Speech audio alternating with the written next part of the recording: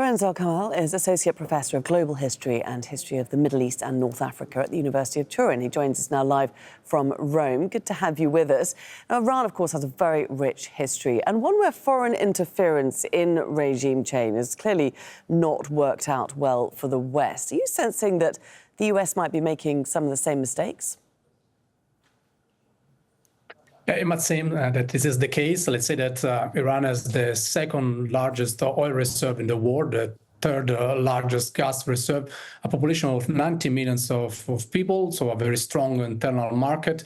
So it's a country that could easily become, let's say, the hegemonic power in this region. And Trump, Netanyahu, and other leaders, they want a controllable Iran. They don't want a free Iran.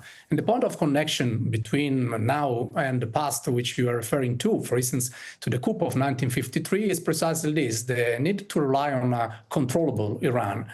Now, Reza Khan, which was largely imposed by the British in 1921 following another coup, and this is the beginning of the Pahlavi dynasty, was a violent and illiterate army officer, and somehow he stressed the affinities between Nazi Germany and Iran. His son, that was Mohammad Reza Pahlavi, chose the title of Aryamer, Light of the Aryans.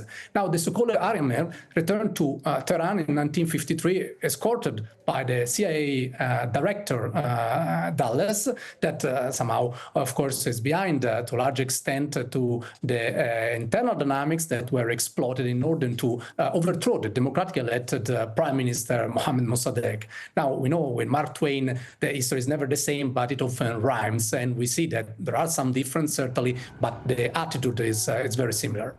What do you make of the exiled son of the last Shah you were just talking about, saying that he is ready to return to Iran with a plan to transition to democracy? Would Iranians welcome Reza Pahlavi back?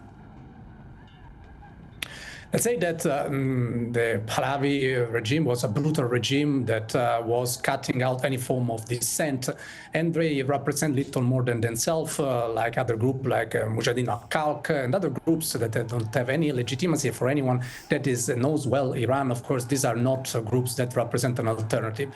Of course, Iranians have all the right to search for an alternative to a regime that has shown several times to be a brutal regime, but many people in Iran at the same time are very well aware from where all this came from the roots of the revolution of 1979. So in many ways, they do not want to play the game that often in the West is played. So they say that either you support the regime or the alternative, you support this external power. So let me conclude by stressing what I heard last time that I was in Tehran. I also organized the national conference in Tehran with the Italian Minister of Foreign Affairs about the non-proliferation of weapons. And the students that were in front of the Amir Kabir University in Tehran told these words. They said that they wanted an Iran that will not rush into the arms of imperialism due to its fear of despotism, and one that in the name of resistance and fighting against imperialism will not legitimize despotism. So these words of these students remind us that the out game, so this dichotomy that is often presented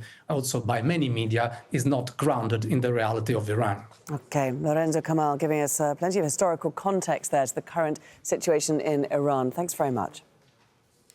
Thank you.